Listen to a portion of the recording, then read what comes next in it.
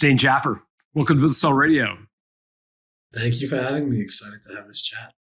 Yeah, so you started Vungle. I had to actually Google this company because I didn't even know about it, which I'm embarrassed to say given the size you built it out to and the exit you had. For folks who've never heard of Vungle, just describe it. Like, what do the company do? You know, if you have kids and they've played games and you've seen those ads, right? I hate to say that was us. Like, we invented that.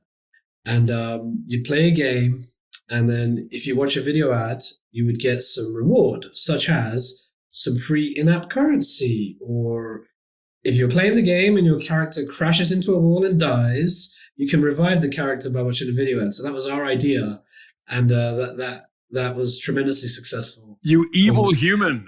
Exactly. That's why I'm not doing good stuff. Oh man. So like, I mean, my kids got into Candy Crush for a while on their mobile phone, and there'd be like ads if they're playing the free version or whatever. That was us. Yep.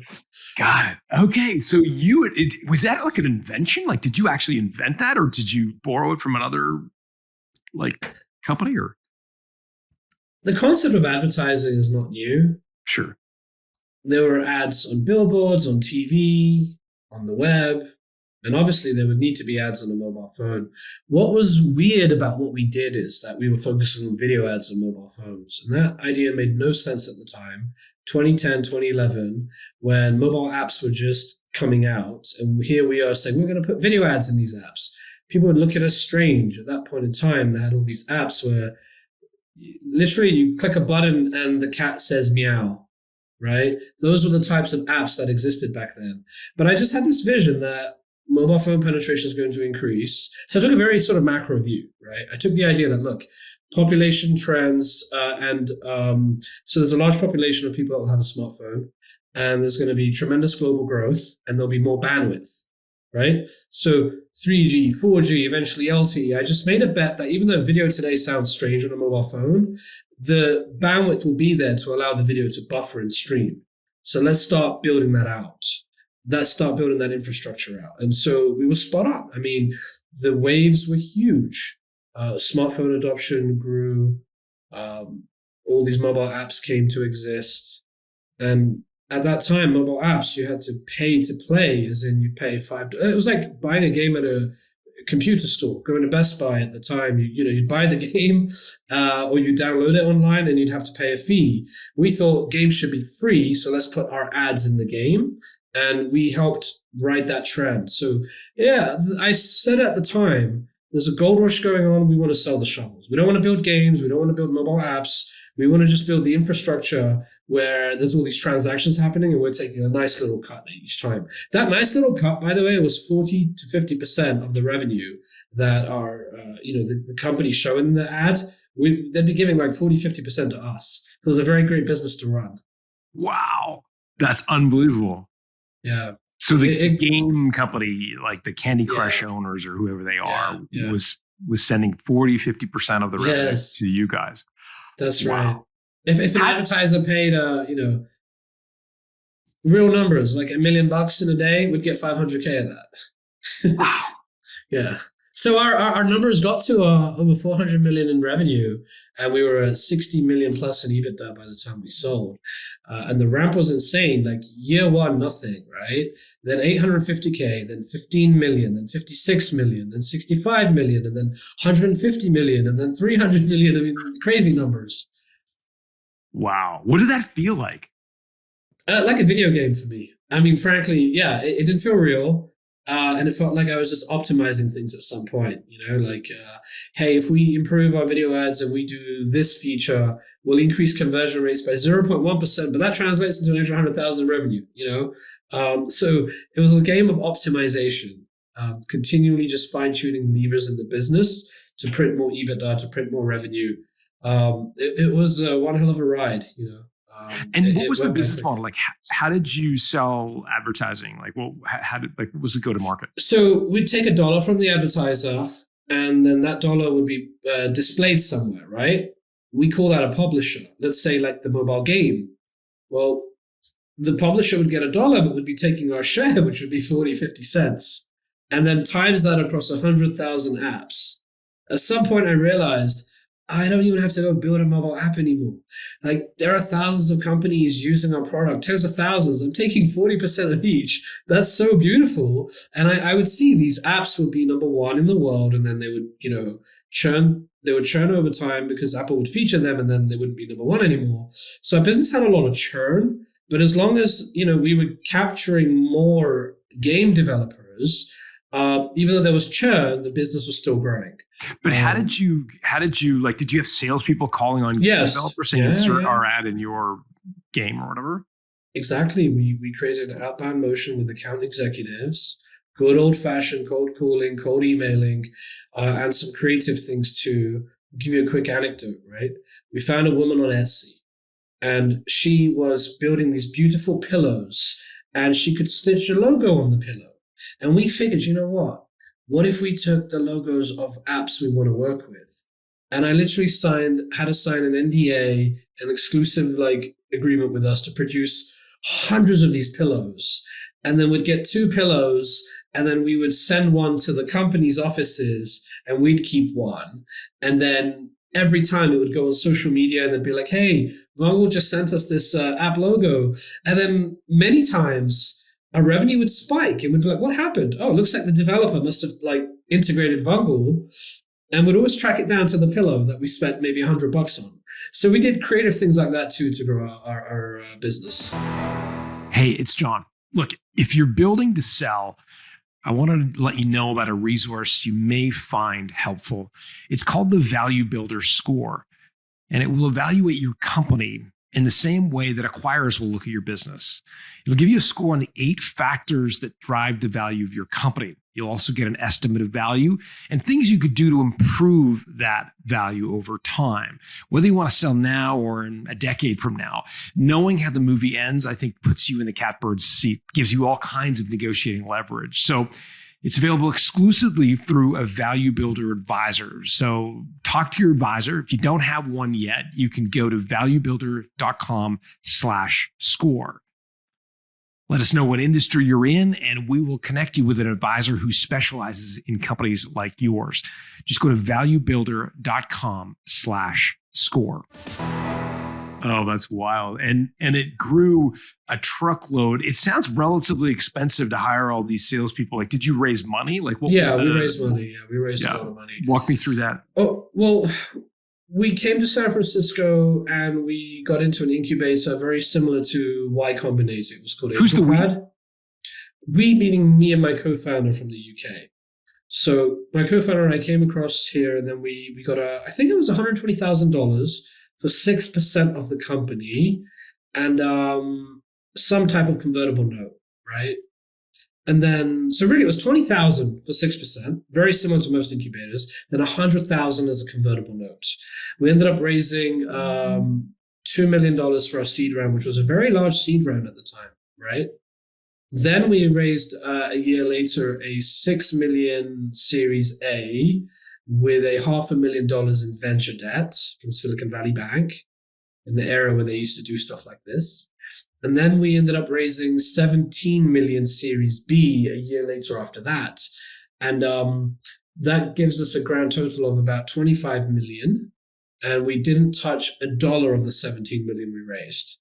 We were profitable by that point. And I'm glad I raised the money, but yeah, I kind of wish I had it now because we were profitable and we didn't touch it. And did you give up a lot of equity to get there? Like, how much did you have at the end? Standard, math at the end of it. Founders usually end up with 15 to 25% at the exit. So you can do the math from that, and figure out, it's a good exit. Yeah, for sure. Just a couple of things you mentioned that I want to make sure my listeners get a straight answer on. Convertible debt, can you just define what that is? And then I'm going to ask you the same thing about venture debt. Yeah. Convertible notes is what we call them in Silicon Valley, right? And rather than giving equity away in your company, you're basically taking a loan that can convert into equity later. Very rarely do investors call the convertible note. Technically, if they call the convertible note, you have to pay it back. But there's enough protective provisions that allow you not to pay it back. If you're profitable, you got to pay it back if they're asking. But generally speaking, it's a way to delay the expenses with doing a priced equity round, where you're giving up preferred stock, you're having to have a board of directors, and you're having to spend quite a substantial amount on legal fees. So convertible notes have been the thing. There's been another instrument called the YC Safe or Safe Notes. And this is, I think, Sample Agreement for Future Equity, I think it stands for. And that isn't even a convertible note. That's a watered down version that doesn't give investors much protection, but it's brilliant for founders. And so now a lot of capital being raised is done on safes, which is like a evolution of the convertible note. A bad evolution if you're an investor, a good evolution if you're a founder. We'll put definitions in the show notes of Built to Sell. Just do venture debt as a final, if you wouldn't mind. Yeah, venture debt is way more complex. And I'll give you an example of how it was structured with us. Silicon Valley Bank at the time was friendly with VCs. And if they see a company that's got a lot of VC backing, they would give a loan. And they would also take warrants, for example. So the warrant is the right to buy a small ownership in the company, and it can be exercised, let's say, 10 years down the road. So Silicon Valley Bank had a warrant, I think it was 0.5%, right? They got a standard interest rate, a generous interest rate, and we paid them back over time, right? And then out of the blue, 7 years later, they're like, hey, we're calling in our warrant. We're exercising our warrant. And I'm like, well, what do you mean? Well, we have the right to acquire 0.5% of the company for like $100. And so they exercise it, and $100 is now worth a crazy amount, millions of dollars. So it worked out really well for what was a $500,000 venture, debt, where they got paid generous interest and they got a warrant. But that's how they make their money. Super helpful and a bit unique to Silicon Valley, but helpful for my listeners to know as well. And you built this company up. Like, how big was it when it was acquired by Blackstone? 60 million EBITDA, 100 plus in the bank, I think, at the time of sale. So that was also extra stuff that went back to shareholders, and 300 to 400 million ARR. ARR varied month to month. And the published number was 780. Is that right? 780 million it was acquired for? Yeah, all cash. Yeah. Unbelievable. And as you were saying, you retained a bunch of equity. So like, what did this mean for this is a super personal question, but I have to ask it. Like, what did you pull out of the deal if when all is said and done? I ended up pretty good, over 9 figures. 9 figures, not over 9 figures. Over 9 figures would be, a crazy amount. But yeah, nine figures. It's an enormous sum of money. And like, did you come from money? Is that what was that like to all of a sudden have literally 9 zeros in your bank account? No, I mean, we didn't come from money at all. My parents were refugees who came from Africa. We're in the UK. I grew up in a very, very rough neighborhood, very troubled childhood, getting into lots of trouble with, it was just a very bad area. I grew up in London. There were lots of gangs around of all types, not like necessarily Irish gangs, but racist gangs, but also like Afghani gangs and Somali gangs and crazy stuff you don't want to mess with. So I grew up in an environment where my parents were always arguing over money, and many times I would hear them worrying about the house going to get possessed. They never really owned the home. They took some government scheme, and then they took a mortgage. So the government owned 50%, and then they had a mortgage on the other 50%.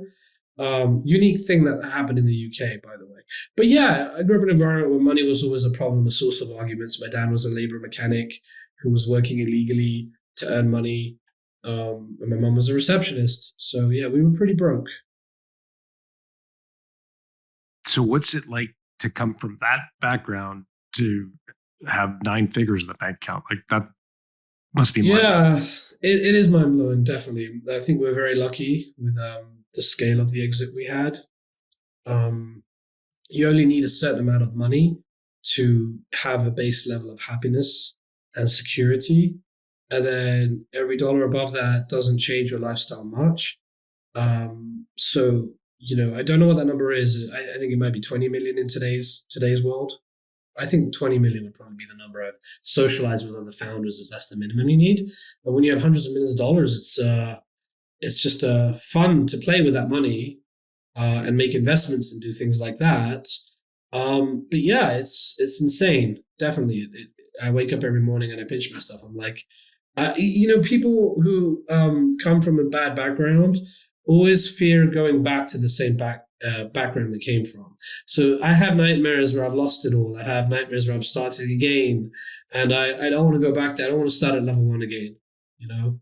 And it's a common pattern. Like a lot of people make money, they go bankrupt. They make money, they go bankrupt. So I had to really protect myself to not make those typical mistakes founders make. And I definitely made a lot of mistakes, by the way, risky mistakes for sure.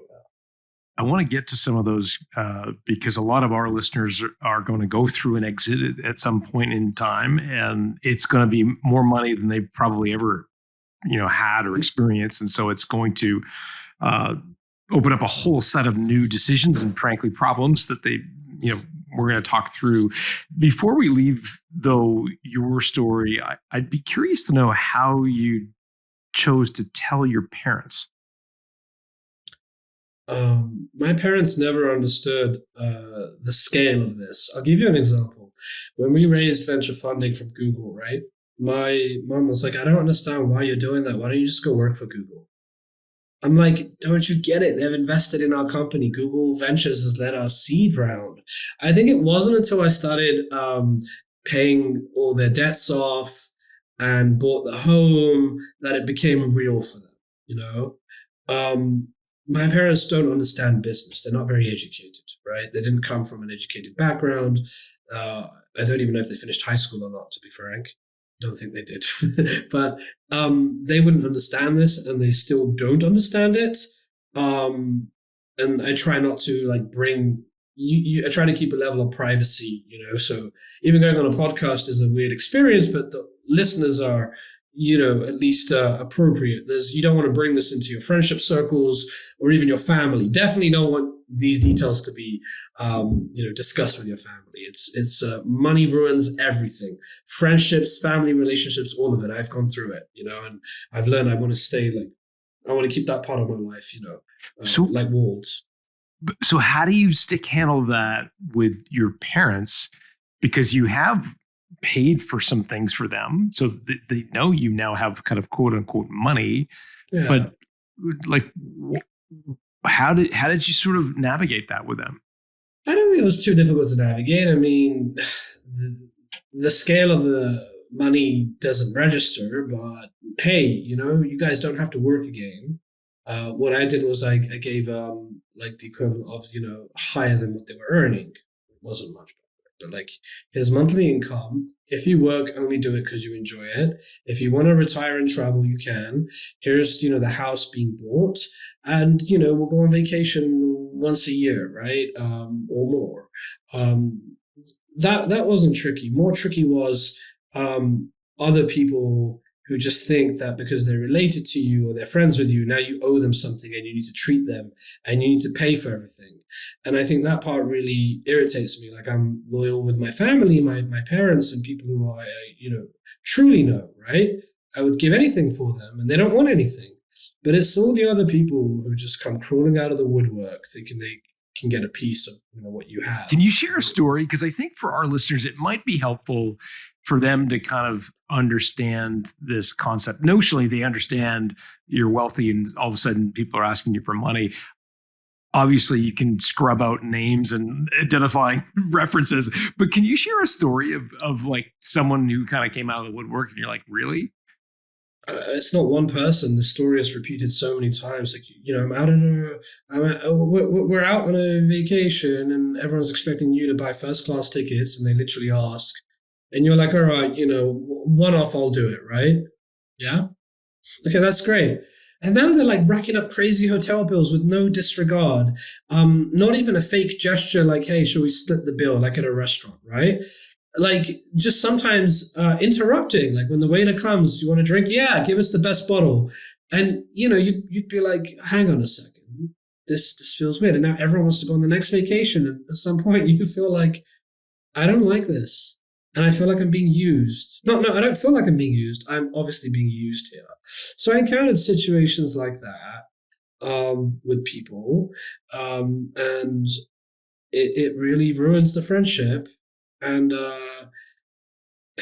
people are overly nice to you suddenly. They want to hang out.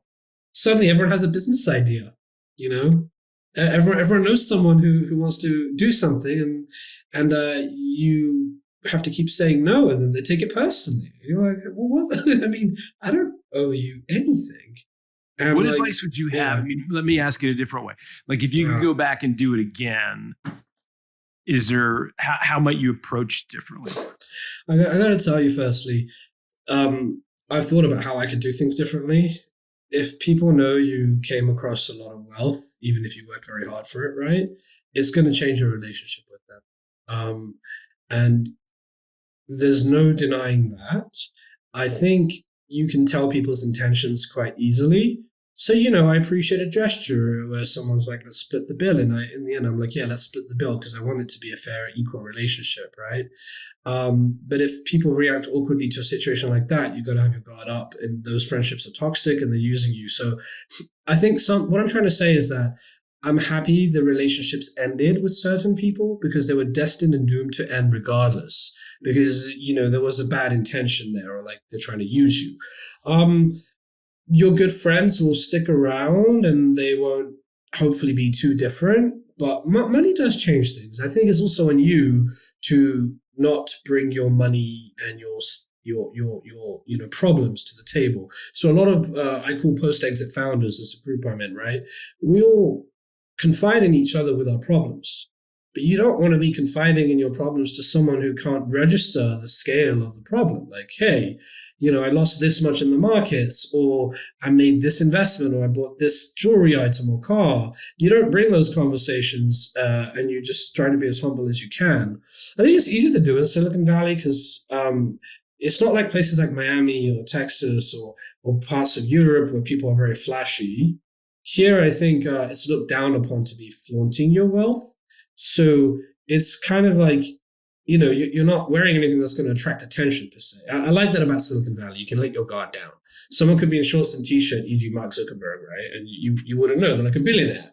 That you might think they're just like a random person hanging out on the street selling things.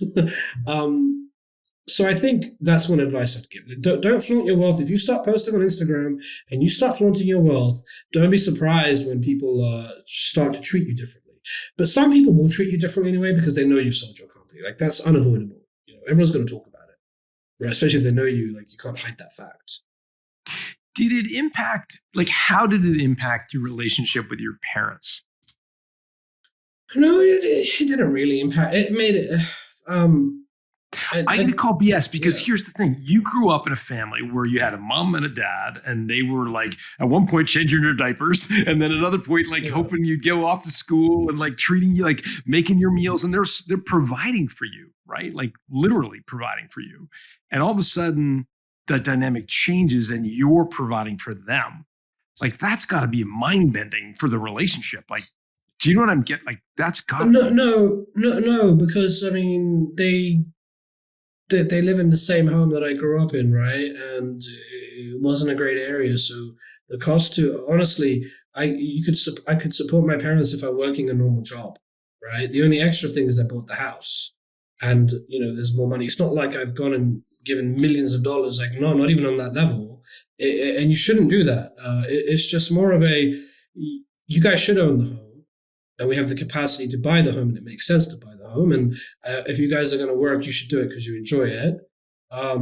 So it didn't change it because it wasn't lavish. I think I could have still helped them if I were working in a bank or a consulting firm or Google. Yeah, or Google. Yeah, exactly. Yeah, do what your mom had wanted you to do. It's funny. I literally this morning got some new research from one of our tools called Prescore, and I was going to share it with you because I think it might be a nice introduction to kind of what life started to become like after you sold. So we ask a question on this tool called Prescore. What are you most excited to spend time on after you exit your business? And we allow them to choose as many choices as they want. So these don't add up to 100, but I'll give you the most common answers. There's 7 of them. So number 1, 48% said spend more time with my family. Number 2, 40% said travel. Number 3, 29% spend time on a hobby. 4, 28% said focus on my health and get in better shape. 5, 18% said start another business. And 6, 12% said get more involved in philanthropy. What are your thoughts when you hear that list of? I did all of that. And it wasn't sequential. It was like sometimes numerous things at once to figure it out. I think it took about 7 years to realize I'm an addict. I got to do another company. I did countless therapy. I did countless retreats with other founders who had exits. All of this, find your why, your purpose. At the end, I just love building things, and I feel like I have my purpose right now, and I have the energy to go at it again. And right now, at the time of this podcast, AI is changing our world, and I want to be a part in that. I didn't find fulfillment in doing any of the other things. I always felt I've always been out of balance. I'm out of balance again. Like doing my new company that I just started, my health is suffering, my hobbies are suffering, like all of the above are suffering. Family time is suffering too. But when I wasn't doing my company, I had balance in all the other areas, but I felt like a purpose was missing. I didn't get enough of a purpose from doing philanthropy by itself.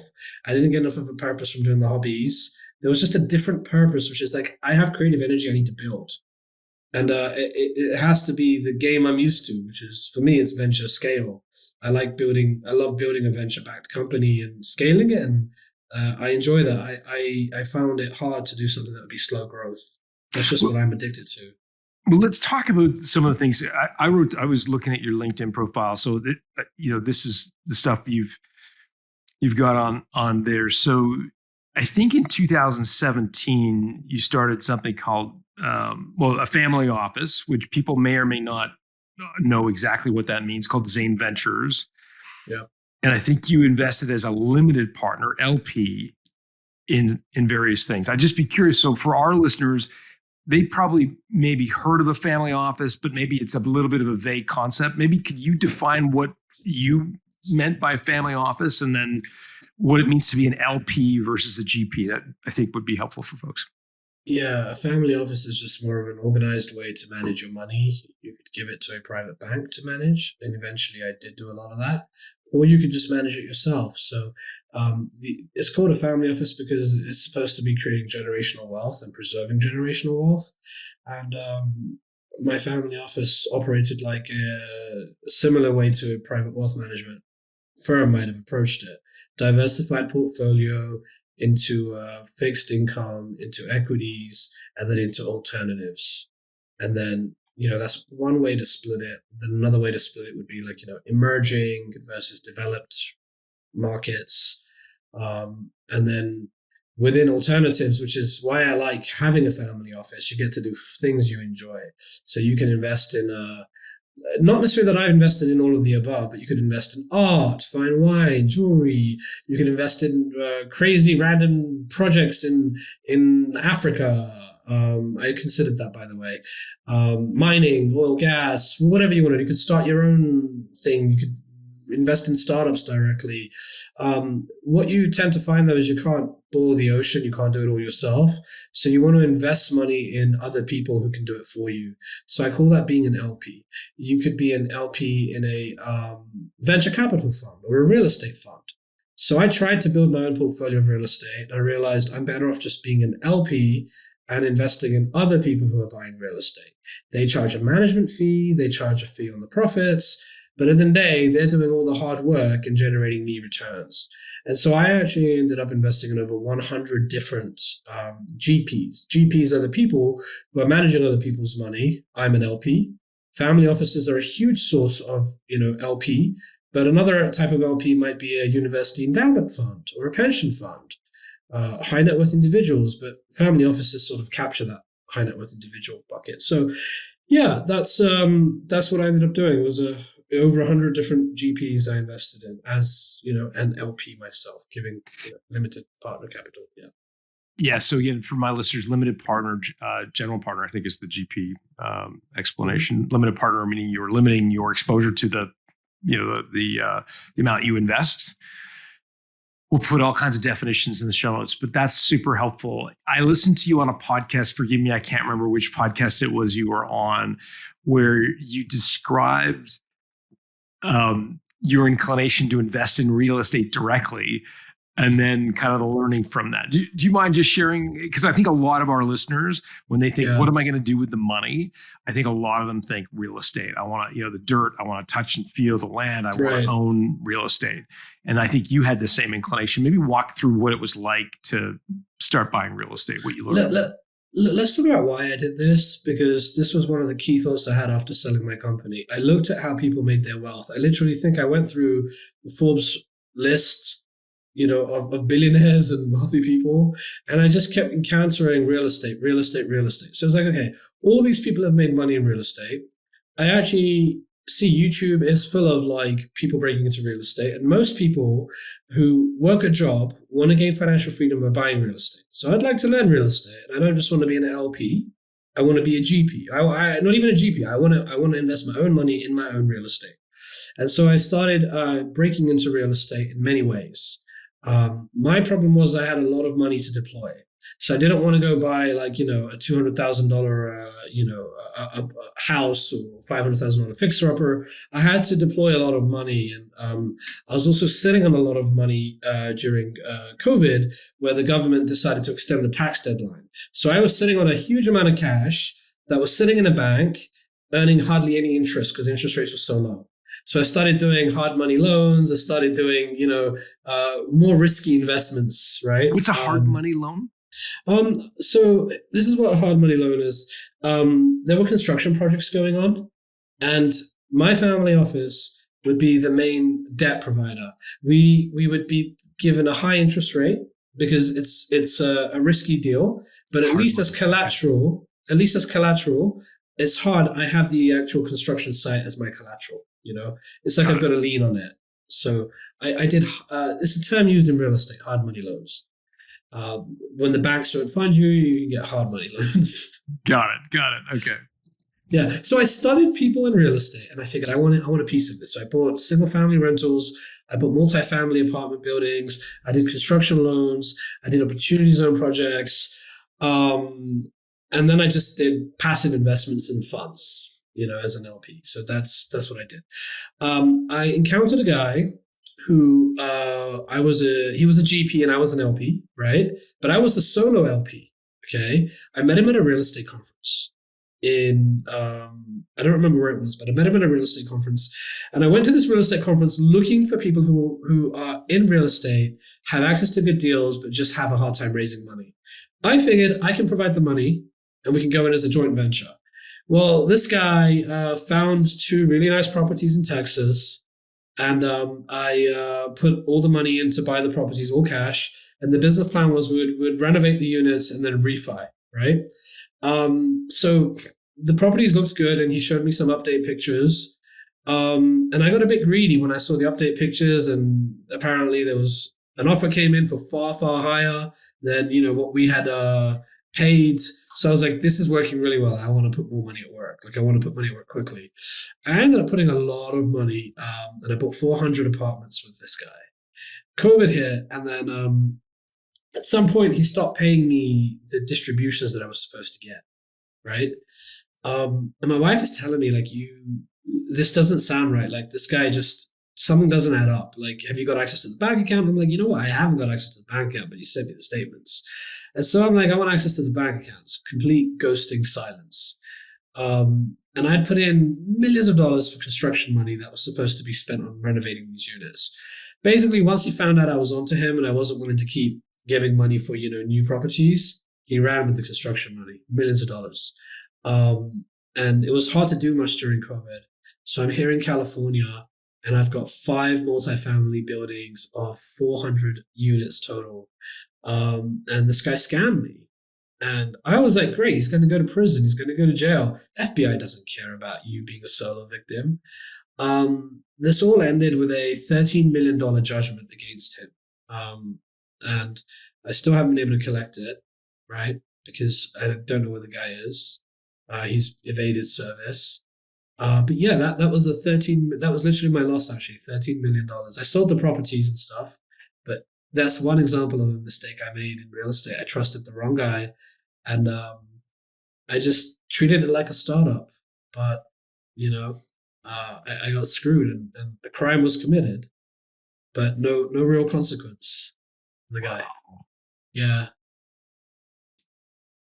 And so obviously there's a lesson there in terms of figuring out who to trust. But again, I think our listeners, it may not be quite as big a dollar value that they're going to be investing or deploying, but they are going to think about, should I just throw it in an index fund in the stock market? Yes, do that. Do that. Yes.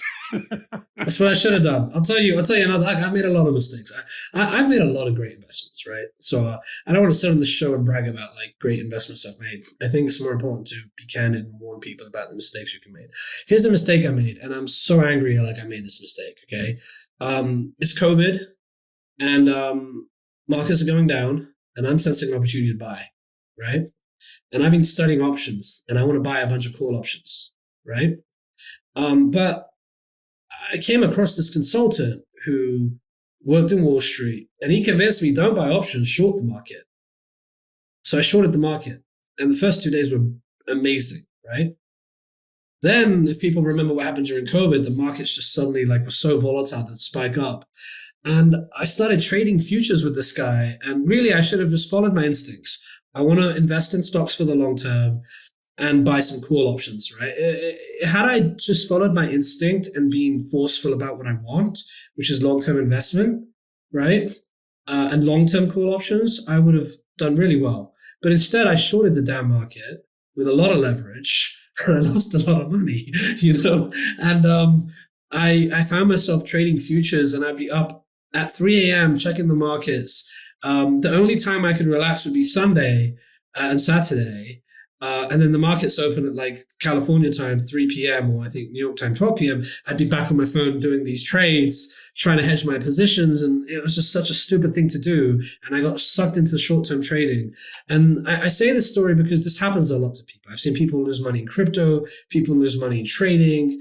You need to focus on long-term wealth. You need to find a wealth advisor, right? Who ideally from a very large firm, because they're less likely to screw you. A lot of wealth advisors, especially small guys, can screw you. Okay, but yeah, put it in index funds, put it in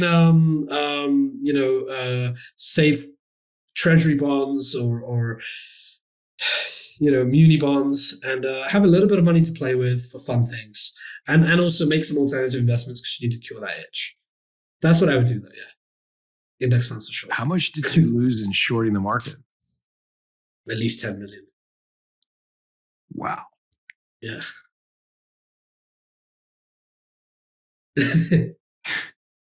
So the good thing with having a big exit was that I was insulated from some of these mistakes because, or rather, it gave me it allowed me to make a few really bad mess ups, and then I learned, right. But I think so. No, I didn't use my entire net worth to short. I took a portion of it. There was some hedging going on because the market rose and my portfolio rose. But the fact is I should have just gone long, but I got greedy and I got convinced this is the time to make money. This time's different. And it was just that's what happens when you end up with a lot of wealth and you don't really have the, you haven't built that muscle of stewardship and capital allocation. You're just reckless. You're I treat it like a founder, My company, I can do what I want. Why should I listen to anyone else? And by the way, why should I listen to anyone else? I find some of the most successful business people are so stubborn, right? And you know why they're stubborn? You know why Trump is so stubborn or Elon is so stubborn, right? Because they've been told so many times by so-called experts what to do. And every time they listen to an expert, they make a mistake. So they just focus on their intuition, right? So that's how you run companies. And I think you need to be a bit of an autocrat or a dictator when you run a company, right? Don't take that approach with your investment decisions and wealth, right? You actually do need well-seasoned advice around you. And I wasn't listening to people because I was just so used to doing things my way, you know. Like my wealth advisor would tell me, like, this is very risky. I don't think you should be doing this. Like, what does this guy know? He's never built a company. I earned this money. This is how you get mediocre 7% annual returns. I want, like, 3x returns, right? That was the problem. I should have just listened to the seasoned advice around me. Of course, I now have seasoned advice, but those were the early mistakes I made in the first 1 or 2 years. Yeah. Some people listening to this are kind of scratching their head and saying, but Zain, like, you got enough money to live for 10 lifetimes, like 100 lifetimes. What on earth are you playing the market for? Like, what is the I don't know. Feeling? I don't know. It's a game. I mean, it's an addiction. It's like you asked me about the company and how it felt to scale it, right? I was just obsessed with growth and fine tuning the levers to create growth. And so I approached my investments that way at the beginning. How do I make more investments? How do I make more trading decisions? And it was all optimizing it. It didn't feel real. It's just money in a bag, right? And yeah, I don't know. It's just a compulsion within me. I've just been prone to doing things. And so I had to, the best advice is to lock yourself out. Change your passwords, put money in the index fund, change the passwords, don't look at it again, and go do something else. So I did do something else. I went into martial arts for a couple of years so that I would just be obsessed with that. So I stopped making stupid financial mistakes. Literally, it was to protect myself. I knew if I didn't do that, I'd start another company or I'd keep making investment decisions. I'm just too active. So I had to dive into a hobby to distract myself until I got beaten up and had surgery. And then now I'm back at running a company. Yeah. Again, our research says hobby is number 3 and focus on health and getting in great shape number 4. So I think you're very much in keeping with the research. One of the things you referenced, I want to come back to, and it's this idea of stewardship and generational wealth. Do you have kids? Yeah, I have kids, yeah. We've had folks on the show talk about this at a fair degree of detail, and I'm curious to know your thoughts on this, in particular because of where you came from. You've pulled yourself up by the bootstraps and then some, and I wonder how you think about generational wealth from the standpoint of the impact that will have on your kids and their decisions and their motivations. Like, what are some of your thoughts around that? I don't want to leave generational wealth, really. I'm putting most of my wealth into charity, nearly all of it. I wasn't given a handout. I had to, even when I came to America, I was in credit card debt trying to get my company off the ground. And that made me hungry. That made when my back was against the wall and I knew there was no bailout coming, there's no trust fund daddy to rely on. I had to be creative, and I valued every dollar I earned after that. I mean, yeah, all this money I earned is insane. It's hard to comprehend even today. But my first, I took a salary from the company, for example, right? I paid myself well actually when I was at Vungle.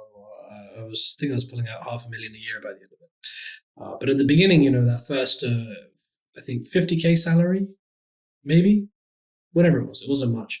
Valued every dollar of that. I blood, sweat, and tears to get that first $50K, annual salary, and then $100K salary the year after. And my salary increased as the company did well.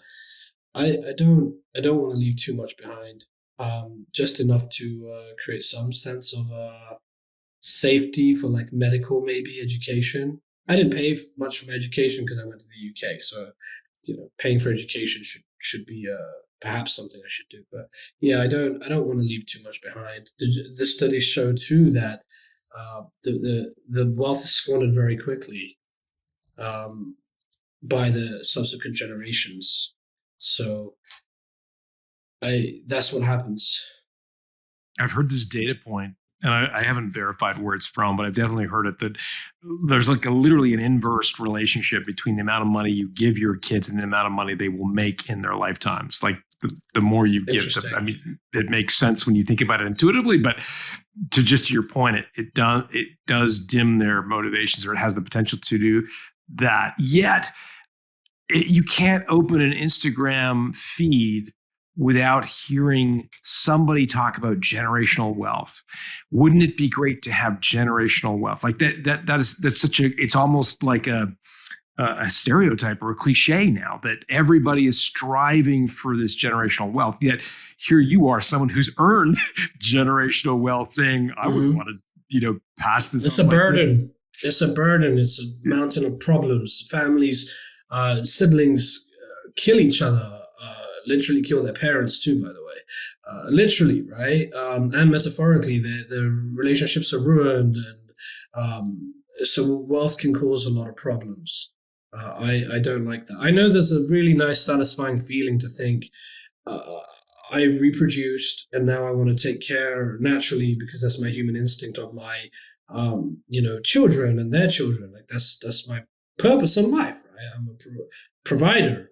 But I think it can cause more harm than good, so I'm a little bit against the idea of generational wealth, in the sense like all of it going to like the children. Maybe the money can be preserved in a foundation for charitable purposes, and a little bit can go to support the family. I'm more of that model than, here's all my wealth, kids, go crazy. Yeah, it's so funny. I was just reading an article last night, and it was about this concept of like having a family mission statement. And it was it was in the Wall Street Journal. It was a picture of this family, and the patriarch was sitting on a chair, and all his flock was around him. He was like 65 years old, and he was talking about how, he's going to ensure his wealth is passed on to the next generation, and that this is like using the word stewardship and this whole thing. And it floors me how different people think about this, differently people think about this, because there is a faction of people, very wealthy people, who believe they want to create dynastic wealth. Like they want to see their wealth perpetuate itself for multiple generations. And it's like their mission in life.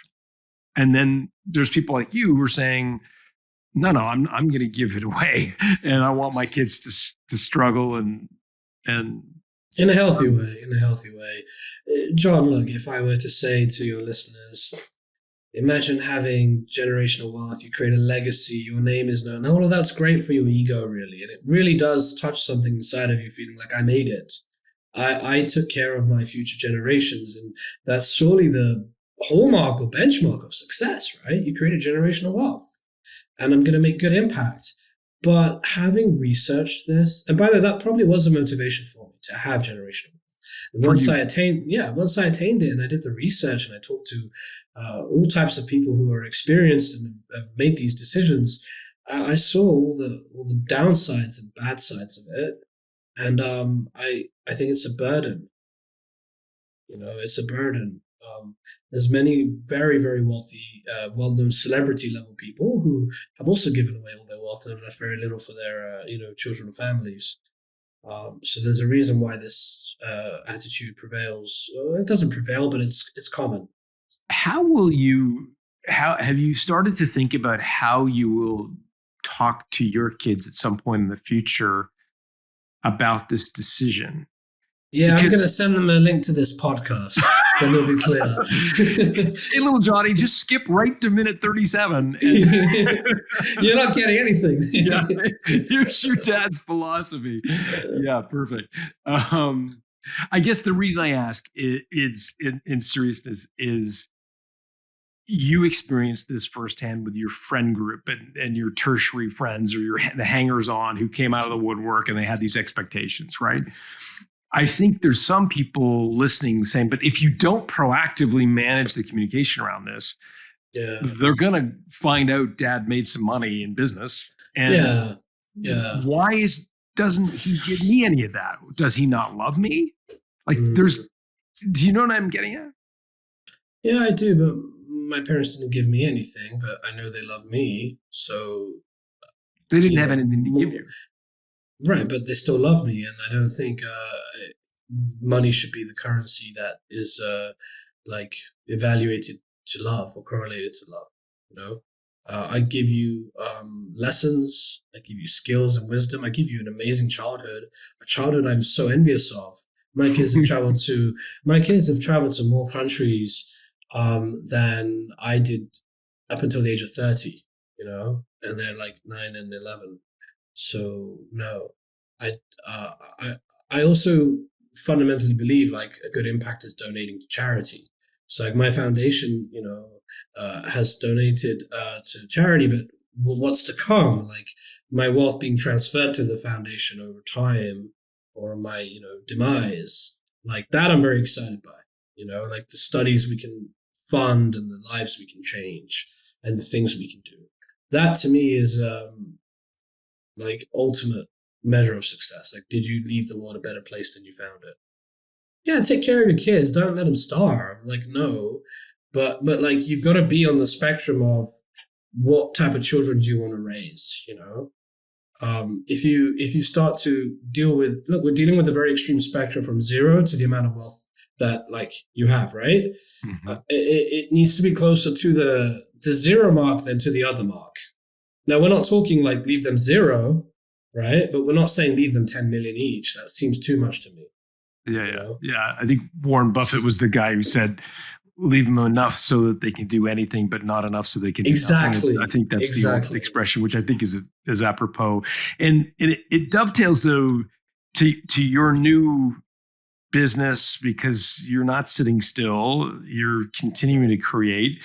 For folks who want to learn more about what you're up to, like just give us I know it's in stealth mode, so you may not be ready or willing to talk too much about it, but what can you tell us about the new business and where can folks find more? It's in a similar space to my last company. So follow me on LinkedIn, and you will, I do something called Building in Public, which is fun, where I just post what's going on in my company and my day in public as like a log of what's happening. The company's going really well. I started it. I started making revenue, I think 3-4 months ago. It's in this ad tech genre, like it's in technology. It's more in marketing and content. Okay. Right. There are companies who spend a lot of money hiring marketing people, content teams, and I'm building a solution to that using AI and humans. And what I can disclose is we've gone from 0 to 500,000 in recurring revenue in the space of 4 months now. So it's off to a great start. It's a similar start to my first company. That was sort of the trajectory it was on. And I'm hoping this is even bigger than the last company. And it's in a space I know well. So it's, I feel like I was born to do this. Will you raise money? I can't talk about that, but that's maybe something that will be announced at some point. But hint, I will likely raise a lot of money, given the scale I want to grow this to. Yeah. Okay, now we're all curious, and we'll go check it out. So we'll put a link to your LinkedIn profile in the show notes at Built to Sell. Zain, are you any other sort of social media channels we should follow you on? Are you like an X guy or LinkedIn? Instagram? LinkedIn. Okay. I'm currently, LinkedIn is my main thing, and I post quite actively on LinkedIn. Okay. Yeah. We'll connect up your LinkedIn profile in the show notes at builttosell.com. Zain, thanks for doing this. Thank you so much.